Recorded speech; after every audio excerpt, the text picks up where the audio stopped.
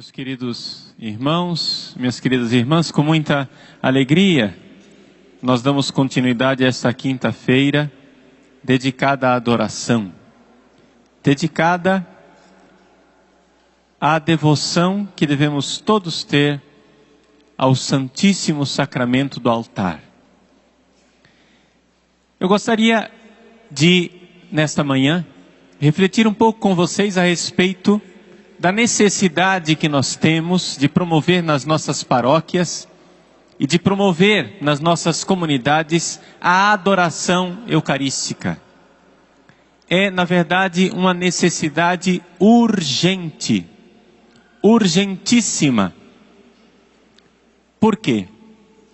Porque nós precisamos resgatar a fé da igreja, a fé na presença eucarística de nosso Senhor Jesus Cristo. Nós sabemos que não existe igreja se não houver eucaristia.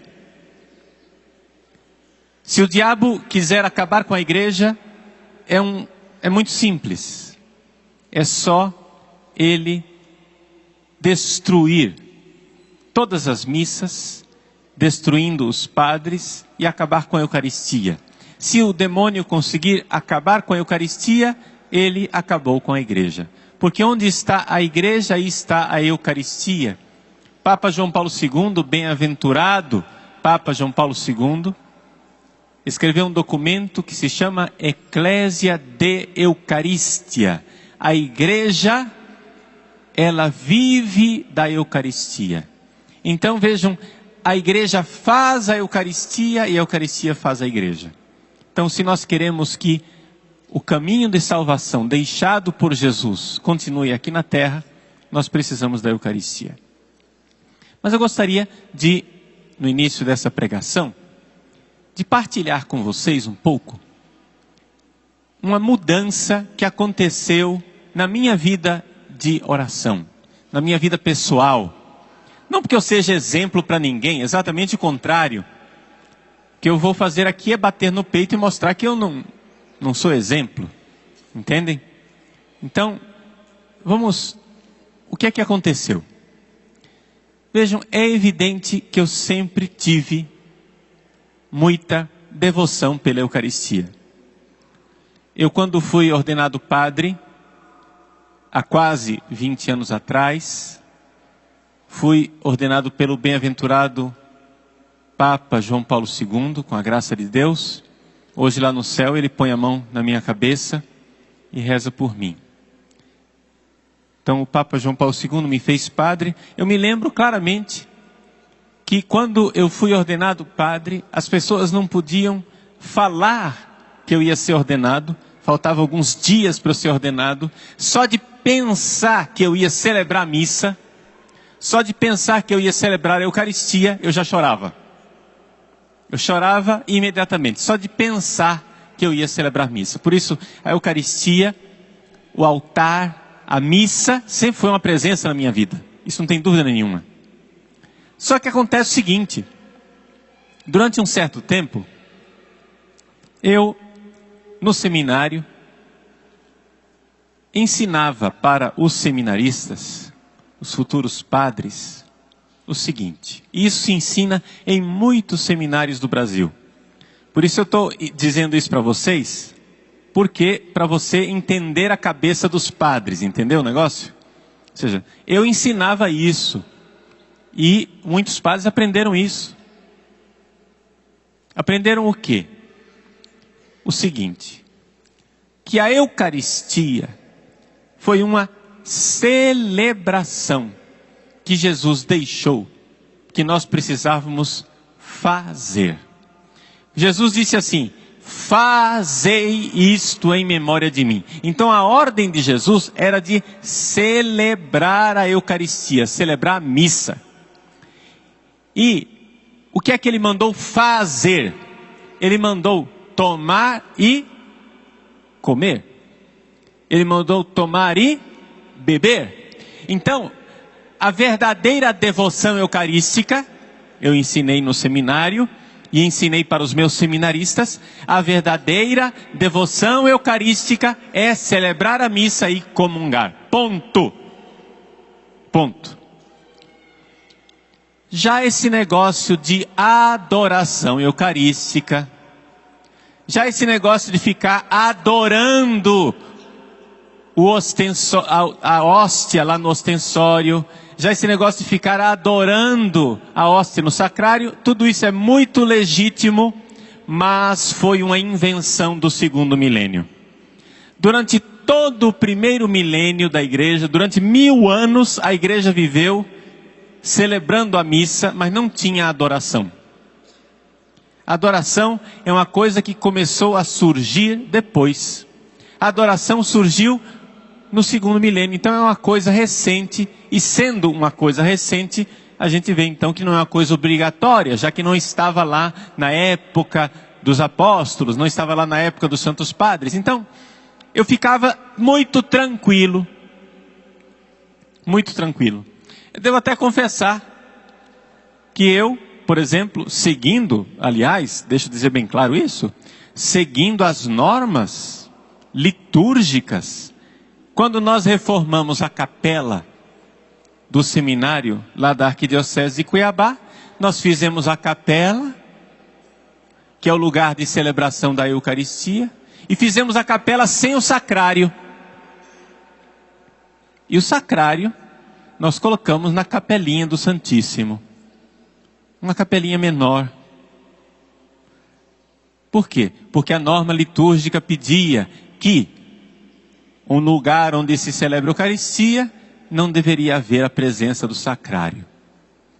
E assim eu estava tranquilo, obedecendo às normas da igreja, obedecendo a essa mentalidade litúrgica um pouco arqueológica, né? De valorizar aquilo que era do primeiro milênio, que era do passado, e eu achava que eu estava muito tranquilo na minha devoção eucarística, porque afinal eu tinha verdadeira devoção pela Eucaristia. Por quê? Porque eu celebrava a missa, eu comungava. Mas eu devo dizer para vocês, eu quase nunca adorava, quase nunca visitava aquela capelinha do Santíssimo que eu mesmo mandei fazer para adoração. Eu pensava comigo, durante o primeiro milênio não se fazia isso, por que é que eu preciso fazer? A minha espiritualidade é uma espiritualidade litúrgica, e na liturgia a gente celebra a missa. A adoração é um desenvolvimento posterior, é um devocionismo posterior. Aí vem a pergunta: o que é que mudou na minha vida? O que é que fez com que eu mudasse de opinião? Foi o pontificado do Papa Bento XVI. Quando Joseph Ratzinger foi eleito Papa, duas coisas aconteceram na minha vida. A primeira é que Joseph Ratzinger começou a tomar atitudes, Bento XVI começou a tomar atitudes que começaram a dar um curto-circuito na minha cabeça. Ele começou a insistir que o sacrário devia estar no altar principal da igreja. Ele começou a insistir na adoração eucarística. Todos os grandes encontros promovidos pelo Papa Bento XVI faziam isso. Adoração eucarística, adoração eucarística. Eu me lembro, por exemplo, no ano passado, quando nós fomos para o encerramento do ano sacerdotal, o Papa Bento XVI levou a Roma 20.000 padres. Nós éramos 20.000 padres, a maior concelebração que já aconteceu na história da igreja. Nós éramos 20.000 padres. E ele levou esses 20.000 padres para a Praça de São Pedro para fazer o quê? Dobrar o joelho diante do Santíssimo Sacramento. Na vigília com o Papa, ele expôs o Santíssimo no altar, ali na frente, na Praça de São Pedro, e lá nós ficamos minutos, muitos minutos, longuíssimos minutos para alguns, de joelhos rezando. Acho que naquele dia, teve muito joelho de padre que não se dobrava há muitos anos, se dobrando finalmente, ali, na Praça de São Pedro.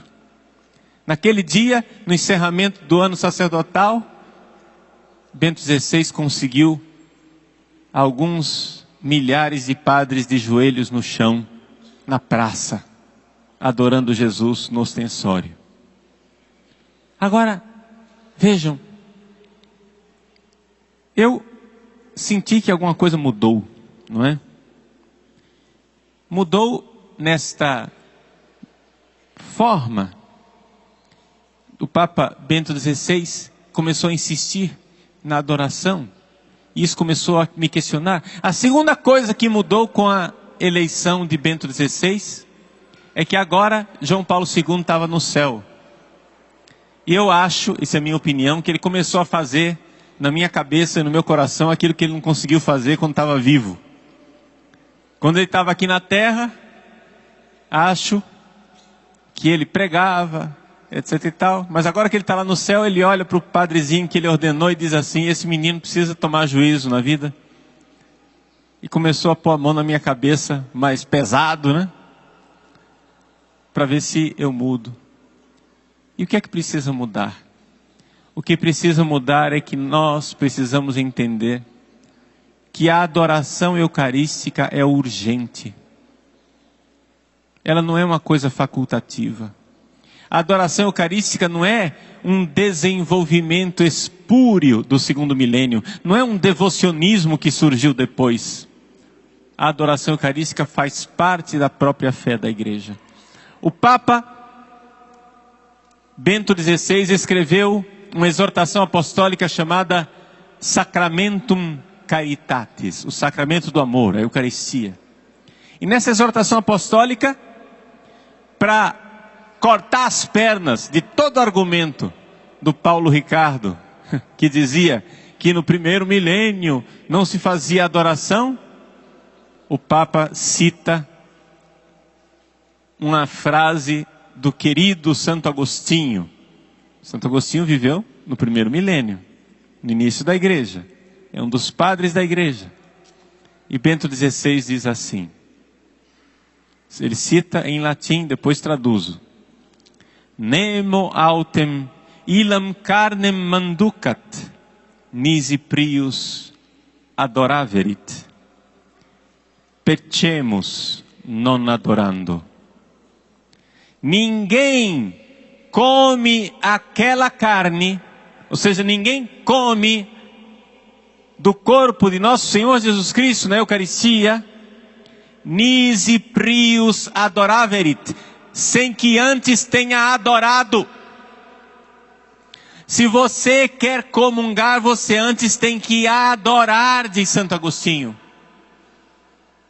E ele diz claramente, pecemus non adorando. Se nós não adorarmos, nós estamos pecando.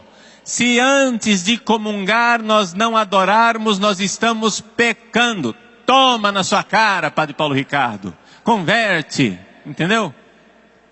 Veja aí, Padre Paulo, que a verdadeira devoção eucarística não tem que escolher entre celebrar bem a missa e adorar fora da missa. A verdadeira devoção eucarística faz as duas coisas. Tem que fazer as duas coisas. Nós temos que adorar. E por que é tão importante a adoração? Por uma razão muito simples.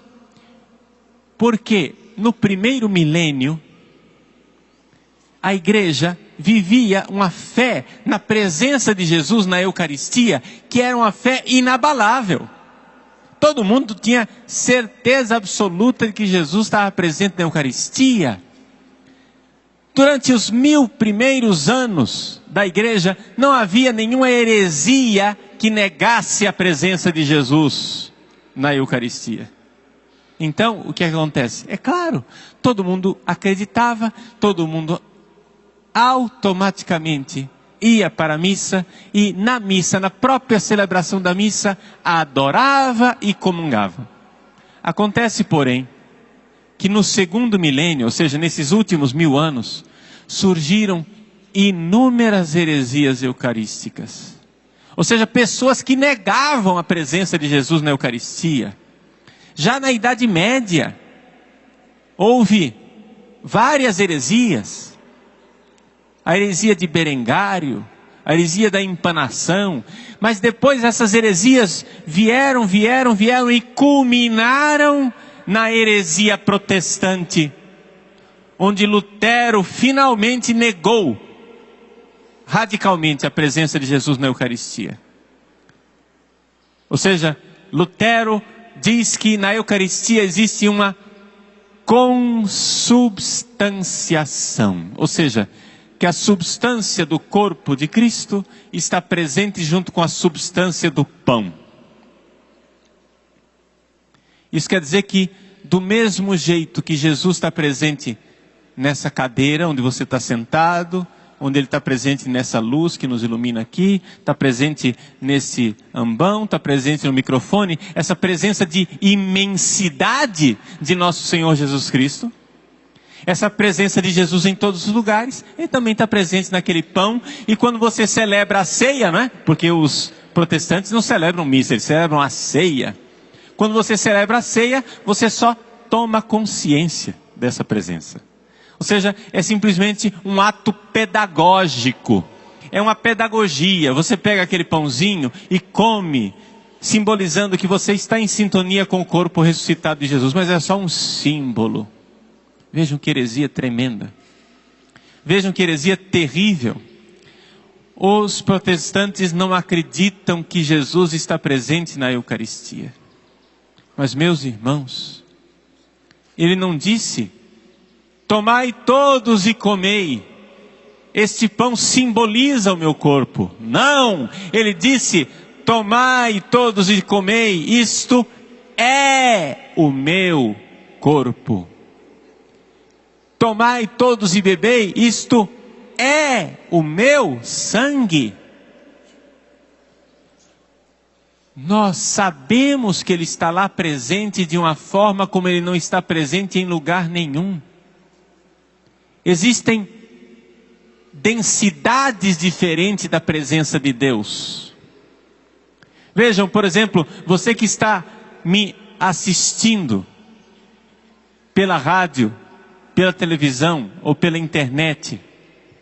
Você que está me assistindo, eu estou aí presente na sua casa, não é verdade? Mas essa presença minha aí na sua casa não é a mesma coisa, não tem a mesma densidade da minha presença aqui no palco do Centro de Evangelização. Aqui eu estou realmente, aqui eu estou substancialmente. Vejam, existem presenças e presenças. Existe a presença de Deus que está em todos os lugares. É a presença que nós chamamos presença por imensidade. Deus está presente por imensidade em todos os lugares. Mas essa presença, ela é mais real. Ela tem mais densidade. Nós poderíamos dizer, usando uma linguagem difícil, ela tem mais consistência ontológica. Ela tem mais ser. Ela é mais presença na Eucaristia. Isso quer dizer que ela é mais ativa na Eucaristia. É interessante, gente. É impressionante que justamente na época em que começaram a surgir as heresias eucarísticas, começaram a surgir os milagres eucarísticos. Foi no segundo milênio. Foi exatamente quando nós começamos a duvidar da presença de Jesus na Eucaristia, que nós começamos a ver que Deus do céu mandava milagres para reforçar a nossa fé na Eucaristia.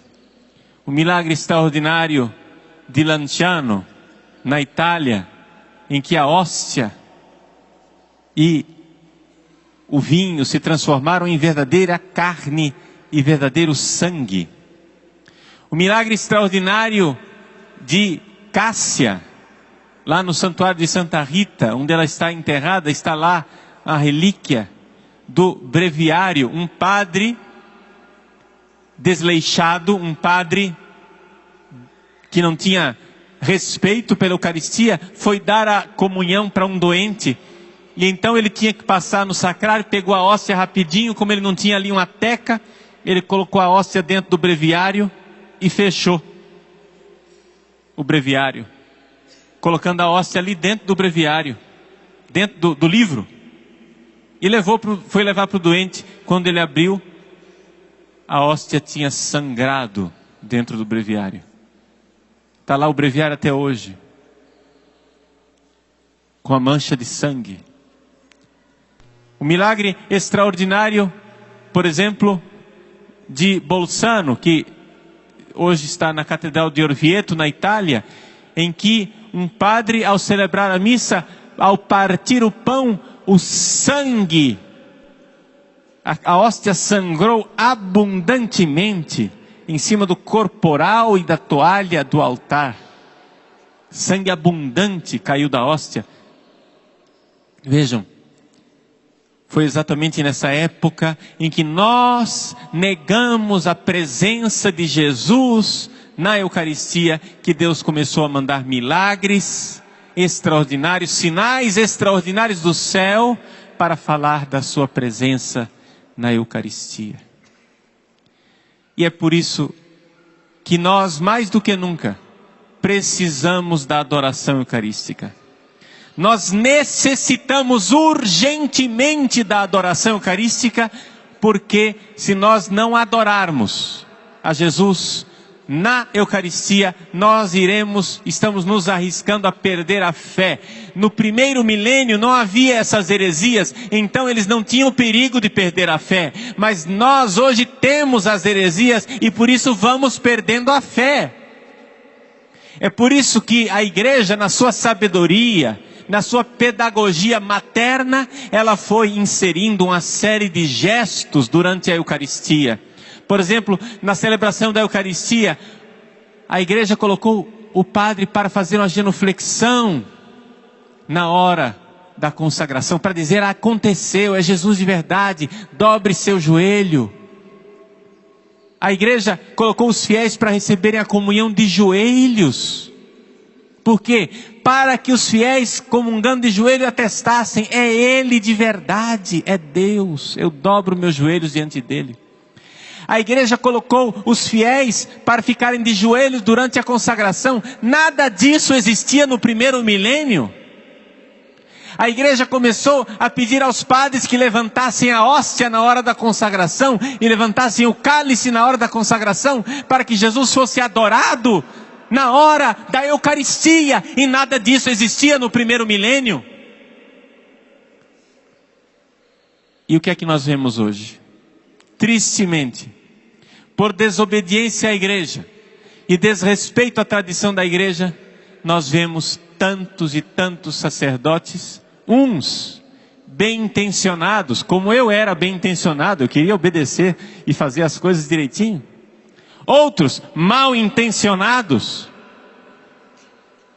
delapidando e tirando o sacrário do centro da igreja, parando de fazer a adoração eucarística, impedindo os fiéis de se ajoelharem durante a consagração, impedindo os fiéis de se ajoelharem para comungar, deixando de levantar a hóstia no alto para que ela seja adorada, deixando de levantar o cálice no alto para que ele seja adorado, nunca expondo o Santíssimo Sacramento. Tiraram até os genuflexórios das igrejas, os nossos bancos de igreja, muitos lugares se tirou aquele lugar de ajoelhar, o genuflexório, para que os fiéis não se ajoelhassem na hora da consagração. Padres que proíbem os fiéis de se ajoelhar na hora da consagração. Vejam, meus irmãos, minhas irmãs, tudo isso está acontecendo. E tudo isso está acontecendo e nós vamos perdendo a fé. Deixa eu explicar para vocês o perigo disto, com um fato histórico. Vocês sabem que no século XVI houve uma separação da igreja da Inglaterra com a igreja católica. Ou seja, os ingleses, os católicos ingleses, guiados pelo seu rei, Henrique VIII, se revoltaram contra o Papa e deixaram o Papa de lado.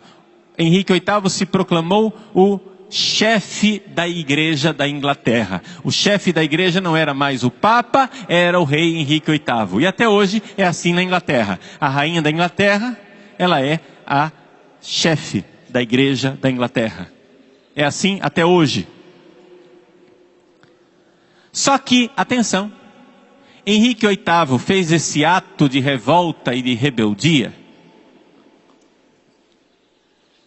mas em muitíssimos aspectos, Henrique VIII continuou com fé católica. E o povo da Inglaterra continuou com fé católica. Eles acreditavam realmente na presença de Jesus na Eucaristia. Henrique VIII acreditava realmente que Jesus estava presente na Eucaristia. Só que Henrique VIII cometeu um outro erro, além dos tantos que já tinha feito. Henrique VIII nomeou um arcebispo chamado Cranmer, em pronúncia portuguesa. Cranmer, o que é que ele fez? Ele sabia que o rei ainda tinha fé na Eucaristia e que ele não ia permitir uma pregação protestante, mas Cranmer no seu coração era completamente protestante e ele achava que adorar Jesus na Eucaristia era uma superstição, uma idolatria. Então Cranmer o que fez? Sem que o rei Henrique VIII se desse conta, esse arcebispo malévolo, malvado, começou a mudar o rito da missa. E fez uma reforma no rito da missa. E com essa reforma no rito da missa, ele foi tirando da missa aquilo que mostrava que Jesus estava presente na Eucaristia. Foi tirando os gestos devocionais que mostravam a presença de Cristo na Eucaristia. E o que aconteceu? Sem que ninguém pregasse contra a Eucaristia, sem que ninguém dissesse nada contra a presença de Jesus na Eucaristia, no espaço de uma geração, atenção, meus irmãos, minhas irmãs, no espaço de uma única geração, toda a Inglaterra deixou de crer na presença de Jesus na Eucaristia. Vejam a força do rito, vejam a força da liturgia, vejam a força da celebração. Se a nossa celebração é uma celebração em que nós não nos ajoelhamos, se a nossa celebração é uma celebração em que nós não adoramos, se a nossa celebração é uma celebração em que nós não atestamos com nossos gestos, com nossa postura, a presença de Jesus na Eucaristia, nós vamos perdendo a fé. E isto, em alguns lugares da igreja, em alguns lugares do nosso Brasil, isso já não é mais uma hipótese. Isso já é uma verdade. O povo está perdendo a fé na Eucaristia. Você vê claramente pelos gestos. Por exemplo, em alguns lugares eu vejo algumas pessoas que vêm receber a comunhão assim, ó. Uma mão só. Estende uma única mão, quase que com um gesto de despeito, um gesto de pouco caso, quer receber a hóstia, com uma mão. A gente se pergunta se essa pessoa crê. Eu já vi pessoas receberem a comunhão e depois limpar a mão na roupa. Isso eu já vi, não é contado, não vi história, não é história contada, eu vi isso acontecer. A pessoa recebe a comunhão e volta para o seu lugar e senta escarrapachada na cadeira, pega o folheto de canto e continua cantando, e nem sequer dirige uma palavra a nosso Senhor Jesus Cristo.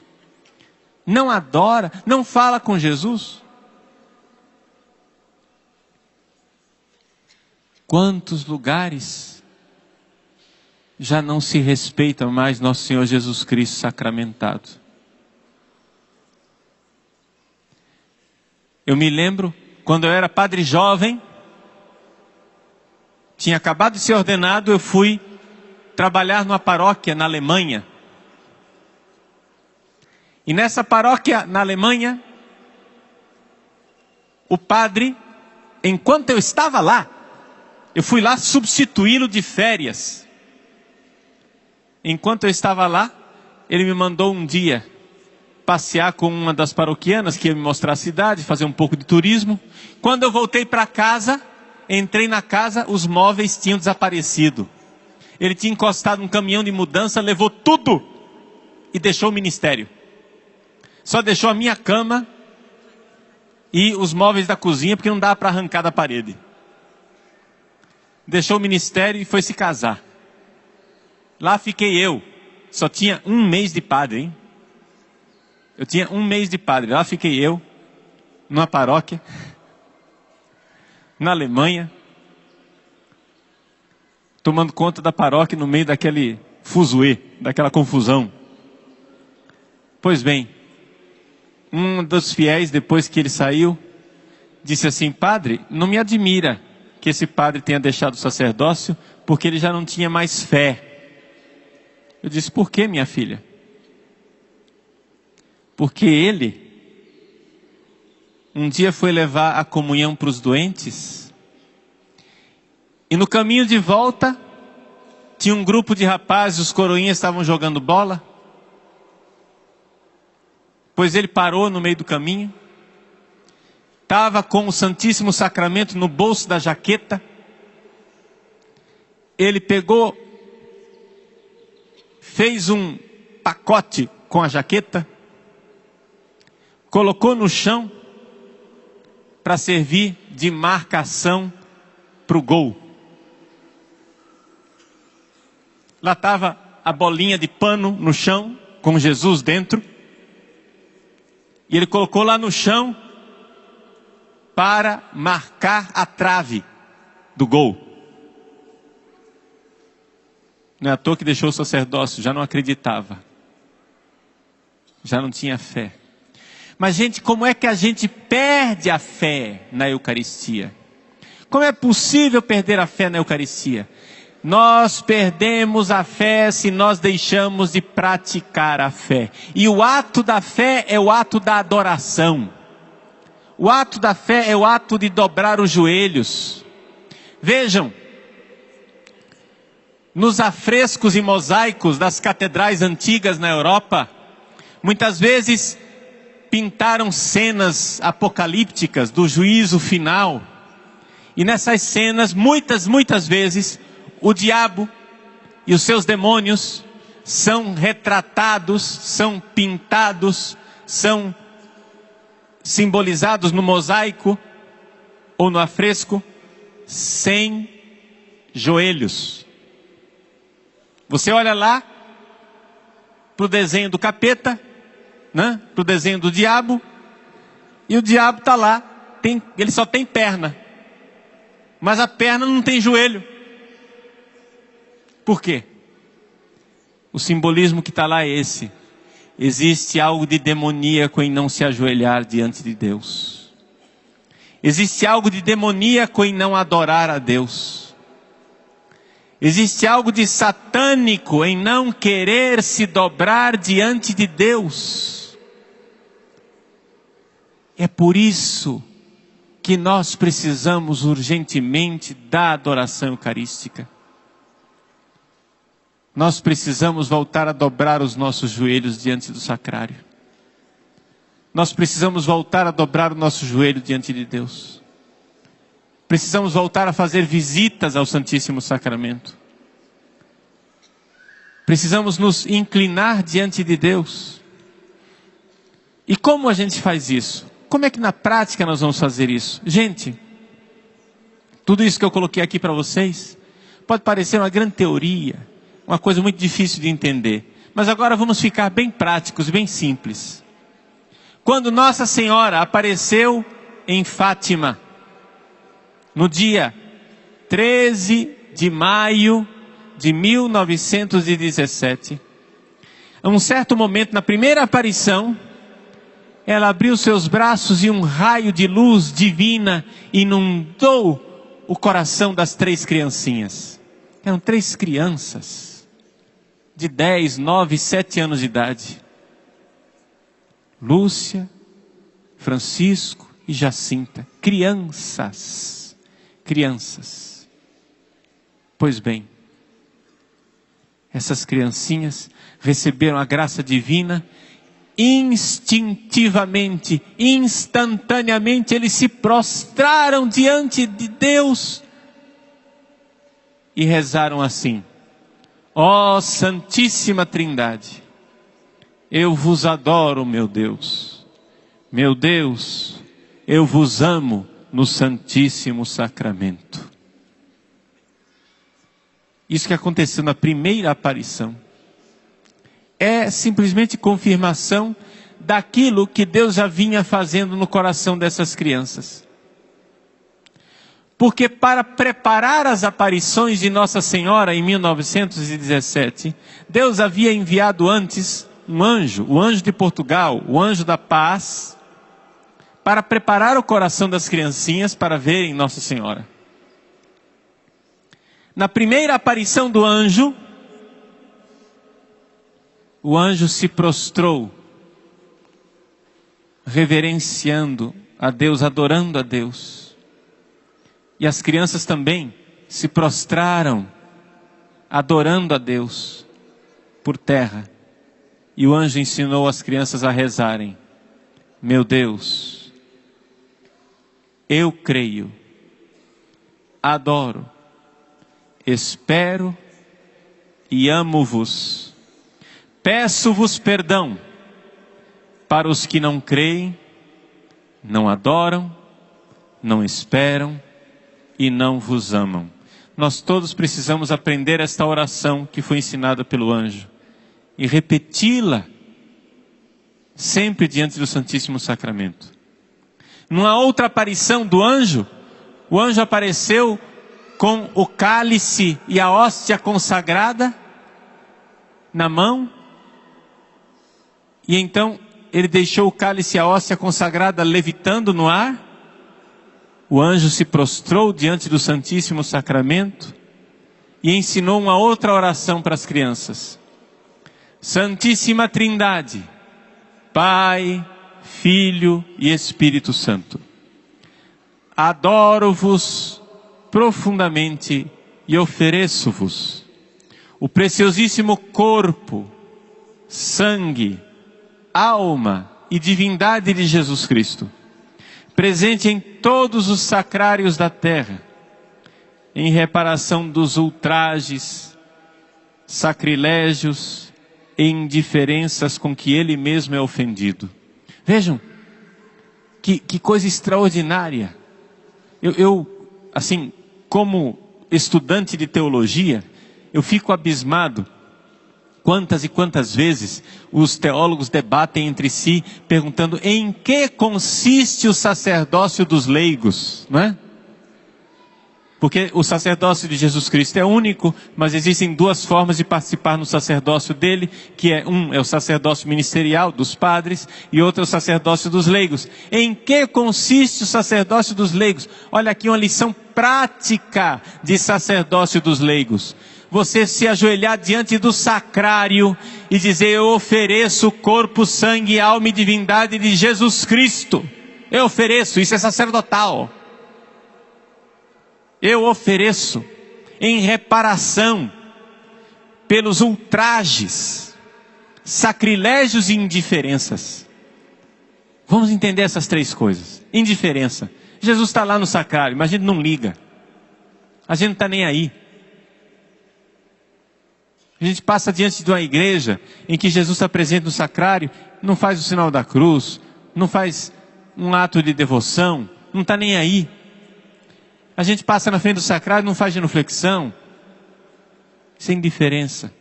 Eu vos ofereço em reparação pelas indiferenças.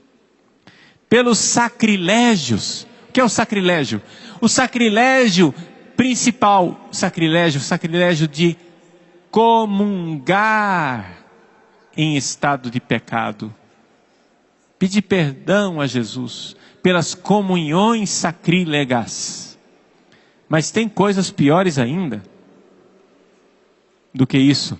Tem gente que não somente comunga sacrilegamente, tem gente que tragicamente rouba o Santíssimo Sacramento para levar em lugares de magia negra, em lugares de satanismo, para profanar sacrilegamente o Santíssimo Sacramento, em missas negras, em cerimônias satânicas.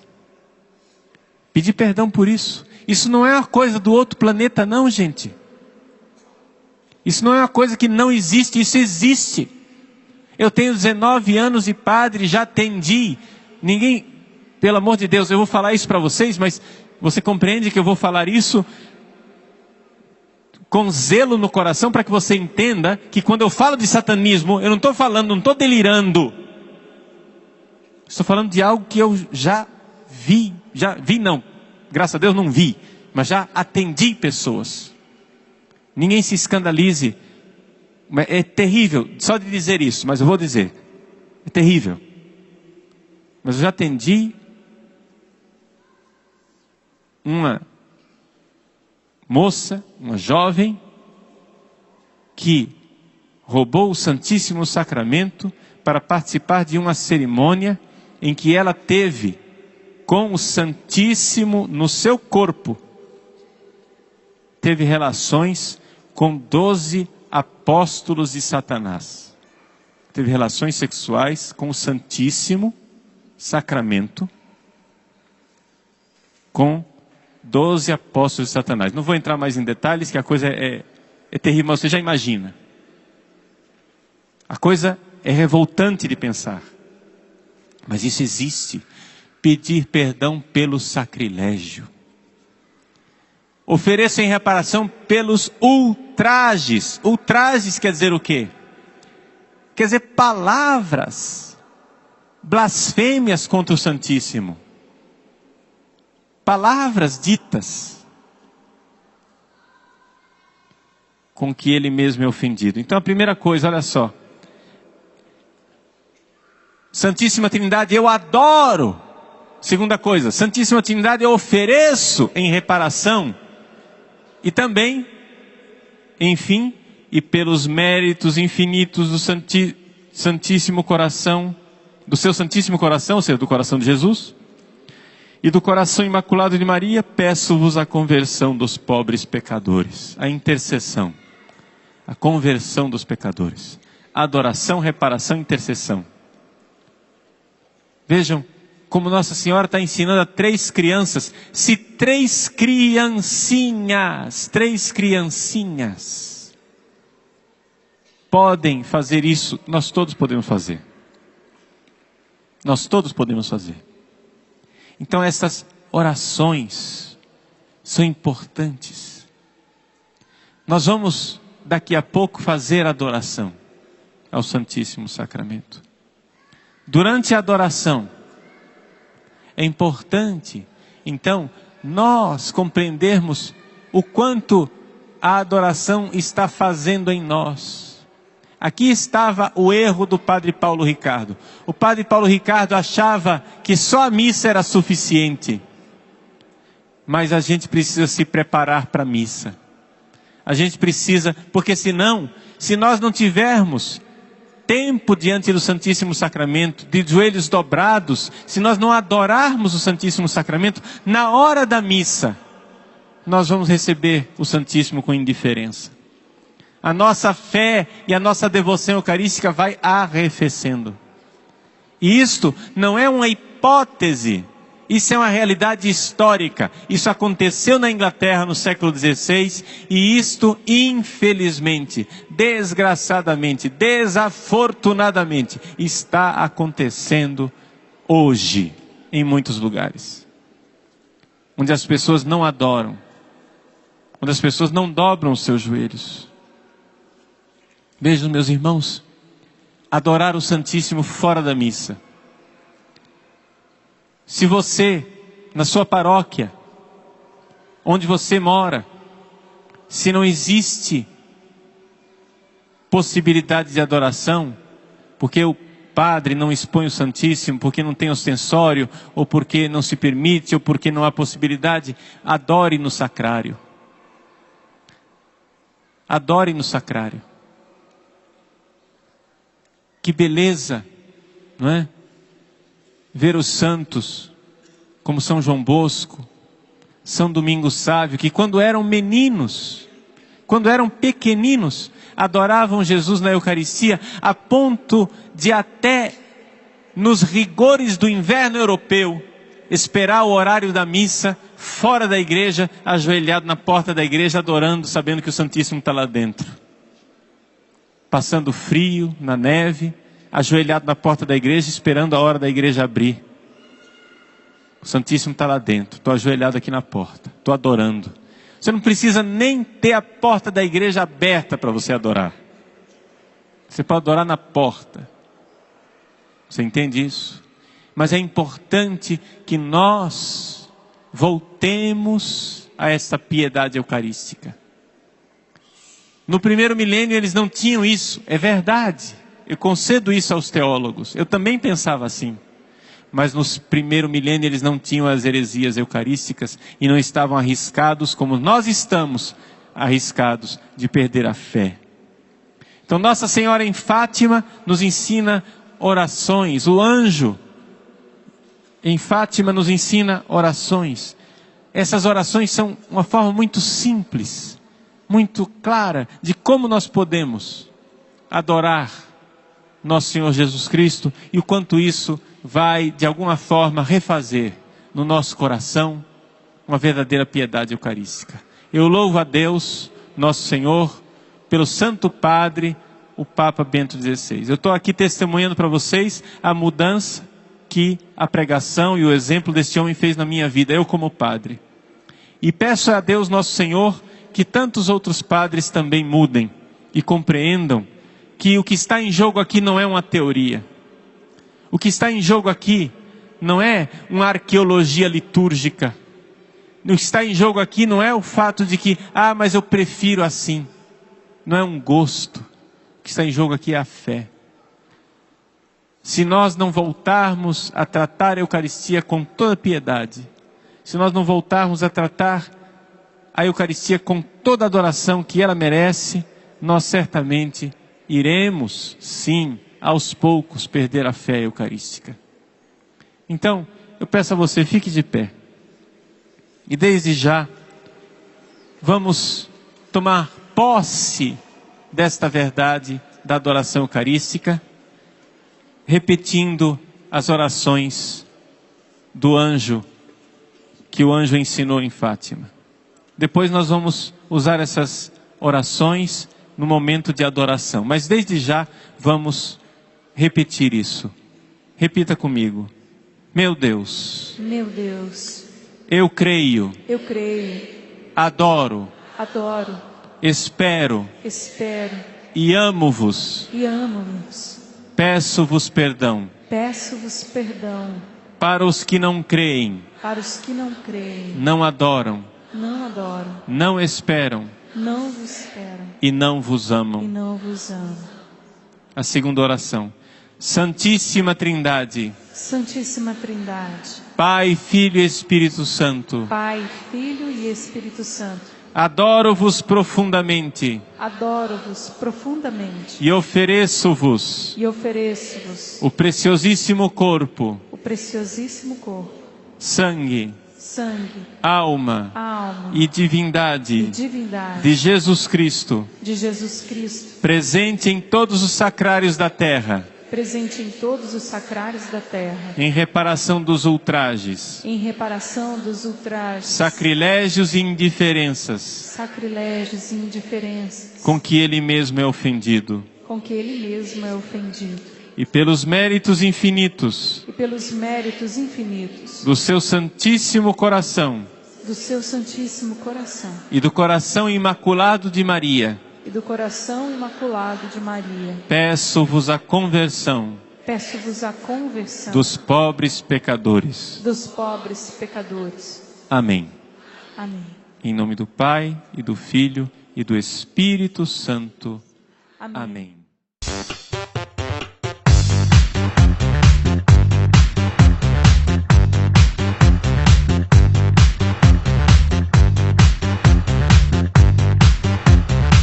cançãonovaplay.com. Assine já!